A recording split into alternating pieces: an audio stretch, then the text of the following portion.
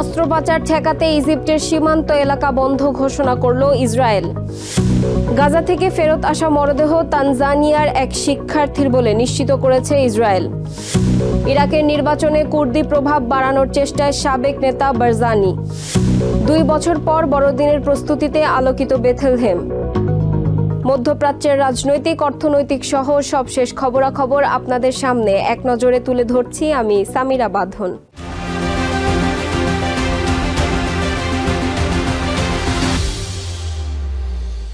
ইজিপ্টের সীমান্তবর্তী এলাকাকে এখন থেকে বন্ধ সামরিক অঞ্চল হিসেবে ঘোষণা করেছে ইসরায়েলের ডিফেন্স মিনিস্টার ইসরায়েল কাটজ। বৃহস্পতিবার এক বিবৃতিতে তিনি এ ঘোষণা দেন। বিবৃতিতে সাম্প্রতিক সময়ে ড্রোনের মাধ্যমে অস্ত্র পাচার বেড়ে যাওয়ায় এই পদক্ষেপ নেওয়া হয়েছে বলে তিনি জানান। কাটজ আরও বলেন, গাজা যুদ্ধের অংশ হিসেবে শত্রুরা ড্রোনে অস্ত্র পাঠাচ্ছে, এটি দেশের নিরাপত্তার জন্য বড় হুমকি। ইসরায়েলি সেনাবাহিনী গত সপ্তাহে 2টি ড্রোন আটক করেছে, যেগুলোতে পিস্তল ও অন্যান্য অস্ত্র বহন করা হচ্ছিল। বিবৃতিতে সীমান্ত অবৈধ অনুপ্রবেশের চেষ্টা করলে কঠোর ব্যবস্থা নেয়ার হুঁশিয়ারি দিয়েছেন কাটজ। মোট 200 কিলোমিটার জুড়ে ইসরায়েল ইজিপ্ট সীমান্ত এখন কঠোর নজরদারিতে রয়েছে। হামাসের ফেরত দেয়া মরদেহ তানজানিয়ান শিক্ষার্থী জোশুয়া লইটু মোলেলের বলে নিশ্চিত করেছে ইসরায়েল। বৃহস্পতিবার তারা এক বিবৃতিতে এই তথ্য নিশ্চিত করে। মোলেল 2023 সালের 7 অক্টোবর হামাসের হামলায় নিহত হলে তার দেহ গাজায় নিয়ে যাওয়া হয়েছিল। মোলেল ছিলেন 21 বছর বয়সী কৃষি প্রশিক্ষণার্থী, যিনি ইসরায়েলে ইন্টার্নশিপে গিয়েছিলেন। বুধবার যুদ্ধবিরতির অংশ হিসেবে তার দেহাবশেষ ফেরত দেয় হামাস। যুদ্ধবিরতির পর এ পর্যন্ত হামাস মোট 22টি মৃতদেহ ফেরত দিয়েছে, যার মধ্যে রয়েছেন 19 ইসরায়েলি, একজন থাই, একজন নেপালি ও তানজানিয়ান। 2 বছরের অনিশ্চয়তার পর মোলেলের দেহ পেয়ে তার পরিবার কিছুটা সান্ত্বনা পেয়েছে বলেও জানান ইসরায়েলি কর্তৃপক্ষ। ইরাকের আসন্ন জাতীয় নির্বাচনকে কেন্দ্র করে আবারও আলোচনায় সাবেক কুর্দি নেতা মাসউদ বারজানি। 11 নভেম্বর অনুষ্ঠেয় নির্বাচনকে কেন্দ্র করে আবারও রাজনীতির ময়দানে প্রভাব বিস্তার করছেন তিনি। বর্তমানে কোনো সরকারি পদে না থাকলেও তার দল কুর্দিস্তান ডেমোক্রেটিক পার্টি কেডিপি নির্বাচনে কুর্দিদের ব্যাপক অংশগ্রহণের আহ্বান জানিয়েছে। এদিকে ইরাকে নির্বাচনে তরুণদের অংশগ্রহণ বাড়লেও অনেকেই দেশের পট পরিবর্তন নিয়ে সন্দিহান। দেশটির 40% প্রার্থী 40 বছরের নিচে, যা নতুন প্রজন্মের উত্থান নির্দেশ করে। তবে এ নিয়ে কেউ আশাবাদী, কেউ আবার হতাশ। ইরাকে আগামী 11 নভেম্বর অনুষ্ঠেয় নির্বাচনকে সামনে রেখে আবার রাজনীতির ময়দানে প্রভাব বিস্তার করছেন সাবেক কুর্দি নেতা মাসুদ বারজানি। বারজানি বর্তমানে কোনো সরকারি পদে নেই, তবে নির্বাচনে কুর্দিদের ব্যাপক অংশগ্রহণের আহ্বান জানিয়েছে তার দল কুর্দিস্তান ডেমোক্রেটিক পার্টি কেডিপি। তাদের উদ্দেশ্য বাগদাদের সঙ্গে তেল রাজস্ব ও বাজেট ইস্যুতে আলোচনার শক্তি বাড়ানো। 70 বছর বয়সী নেতা বারজানি দীর্ঘ বিদ্রোহ ও আপোষের রাজনীতিতে এখনও কুর্দি রাজনীতির মূল ব্যক্তিত্ব। 2017 সালে কুর্দিদের স্বাধীনতার জন্য গণভোট চেয়ে ব্যর্থ হন তিনি। এরপরও জনগণের সংগ্রামে তিনি সক্রিয় ছিলেন। কুর্দিরা আবারও বাগদাদের সঙ্গে দাবি আদায়ে বিতর্কে যেতে পারবে কিনা তা নির্ভর করবে আসন্ন ভোটে কেডিপির পারফরমেন্সের উপর। এদিকে ইরাকে আসন্ন নির্বাচনের সুফল নিয়ে সন্দেহ প্রকাশ করছে সেখানকার তরুণরা। তারা মনে করেন এই নির্বাচনে দেশের স্থবির রাজনীতিতে কোনো বাস্তব পরিবর্তন আসবে না, কারণ 2003 সালে সাদ্দাম হোসেনের পতনের পর থেকেই একই প্রভাবশালী গোষ্ঠী রাষ্ট্র এবং এর তেল সম্পদের নিয়ন্ত্রণ ধরে রেখেছে। তবে এবারের নির্বাচনের উল্লেখযোগ্য দিক হল তরুণ প্রার্থীদের অংশগ্রহণ। 2005 সালের পর এটি দ্বিতীয়বার যখন বিপুল সংখ্যক তরুণ রাজনীতিতে আসছেন। 31 বছর বয়সী অধিকার কর্মী আলী আল মালেম বলেন, তরুণ প্রার্থীদের চিন্তাভাবনা গতানুগতিক দলগুলোর চেয়ে ভিন্ন। ইরাকি তরুণদের মানসিকতায় যে পরিবর্তন এসেছে তা রাজনীতিতে তাদের অংশগ্রহণকে জরুরি করে তুলেছে। এটা শুধু জেতার বিষয় নয়, বরং মানুষকে আধুনিক, আলোকিত ও সমসাময়িক দৃষ্টিভঙ্গিতে বিশ্বাসী করে তোলা, যা ঐতিহ্যবাহী দলগুলোর ষড়যন্ত্রমূলক চিন্তাভাবনা থেকে আলাদা। তরুণ প্রার্থীদের বেশিরভাগের বয়স 28 থেকে 35 বছরের মধ্যে। অন্যদিকে বর্তমান সংসদদের গড় বয়স প্রায় 55। নতুন প্রার্থীদের মধ্যে রয়েছেন দেশের শিয়া সংখ্যাগোষ্ঠী এবং সুন্নি সংখ্যালঘু উভয় সম্প্রদায়ের তরুণরা। এই নির্বাচনে তারা পরিবর্তন নিয়ে আসবেন বলে আশাবাদ ব্যক্ত করেন 21 বছর বয়সী আহমেদ মাজেন। প্রথমবারের মতো আমি ভোট দিতে যাচ্ছি। এটি বিশেষ অনুভূতি যা পরিবর্তনের আশা জাগায়। মনে হয় আমি ইরাকের ভবিষ্যৎ গড়তে অংশ নিচ্ছি।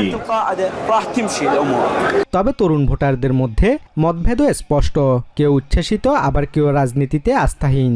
34 বছর বয়সী কাঠমিস্ত্রি মোহাম্মদ জাওয়াদ জানান, এর আগে 3বার বিপুল উচ্ছ্বাস নিয়ে ভোটে অংশগ্রহণ করলেও কোনো পরিবর্তন না দেখে তিনি হতাশ। আমরা নির্বাচন পুরোপুরি বর্জন করছি। পরপর 3বার ভোট দিয়েছি, সব সময় একই মুখ, কিছুই বদলায় না, দেশের কোনো উপকার হয় না, বরং ক্ষতি হয়। এসব দেখে আমরা এখন ক্লান্ত। নিয়মিত গণতান্ত্রিকভাবে নির্বাচন অনুষ্ঠিত হলেও দুর্নীতি, বেকারত্ব ও নিম্নমানের সরকারি সেবা নিয়ে ইরাকিরা এখনো সংগ্রাম করছে। নির্বাচনের দিন যতই ঘনিয়ে আসছে ততই স্পষ্ট হচ্ছে ইরাকের তরুণরা দ্বিধাবিভক্ত। কেউ চাইছেন ভেতর থেকে পরিবর্তন আনতে, আবার কেউ ভোটের মাঠ ছেড়ে চলে যাচ্ছেন। Basudebnath, TVN 24 news desk.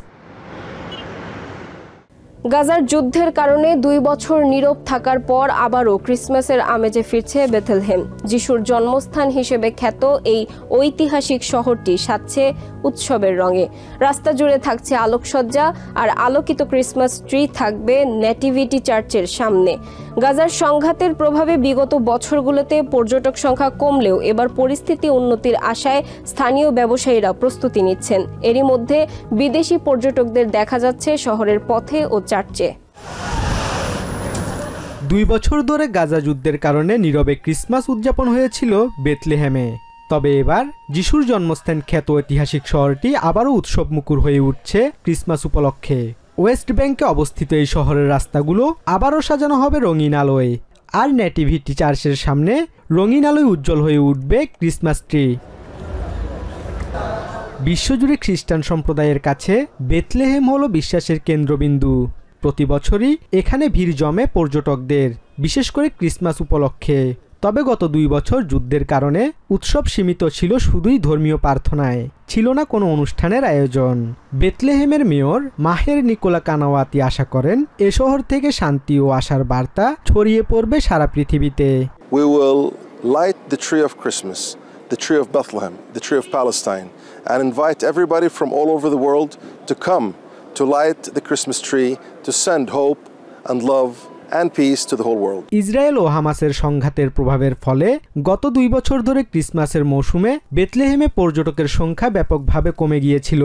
ফলে স্থানীয় ব্যবসায়ীদের টিকে থাকার লড়াইয়ে পড়তে হয়। মেঞ্জার স্কোয়ার ও নেটিভিটি চার্চ, যেখানে যিশুর জন্মস্থান বলে বিশ্বাস করা হয়, সেখানে একসময় জনসমাগম থাকলেও গত 2 বছর ছিল প্রায় জনশূন্য, দোকানপাট ছিল বন্ধ। তবে প্যালেস্টিনিয়ান পর্যটন মন্ত্রণালয়ের এক কর্মকর্তা এবারের পরিস্থিতি আগের চেয়ে অনেক ভালো বলে আশা প্রকাশ করেন। একই ধরনের আশা স্থানীয় ব্যবসায়ী মাহমুদ স্লিমান ফালাহরও। 2 বছর করোনা ছিল, তাই পর্যটন একেবারেই বন্ধ ছিল। করোনার পর কয়েক মাস একটু স্বস্তির নিঃশ্বাস নিতে পেরেছিলাম, কিন্তু তারপরই যুদ্ধ শুরু হলো, সবকিছু আবার থেমে গেল। গত 2 বছর আমাদের ব্যবসা একেবারে শূন্যের কোঠায় নেমেছিল। তবে আমরা আশা করছি পর্যটন পরিবেশ আগের অবস্থায় ফিরে আসবে। এরই মধ্যে দেখা গেছে বেথলেহেমের অলিতে গলিতে পর্যটকদের আনাগোনা শুরু হয়েছে। ঐতিহাসিক স্থানগুলো ঘুরে দেখছেন এবং চার্চে ধর্মীয় অনুষ্ঠানে অংশ নিচ্ছেন বিভিন্ন দেশ থেকে আগত পর্যটকরা। গ্লেন নামে এই পর্যটক বলছেন বেথলেহেমে তিনি নিরাপদ বোধ করছেন। I wish I would have brought my wife and kids. I feel safe and I think they would feel safe here and I encourage them next time I plan on bringing them when I come here. ক্রিসমাসের আগমনী সুরে আবারও আলো, প্রার্থনা আর আশার শহর হয়ে উঠতে প্রস্তুত ঐতিহাসিক Bethlehem. Basudebnath, TVN 24 news desk. এক নজরে প্রতিদিন মধ্যপ্রাচ্যের খবর জানতে চোখ রাখুন TVN 24 নিউজ নেটওয়ার্কের ইউটিউব ও ফেসবুক পেজে। নিউ ইয়র্ক থেকে সম্প্রচারিত TVN 24 টেলিভিশন বিশ্বজুড়ে বাঙালির কণ্ঠস্বর।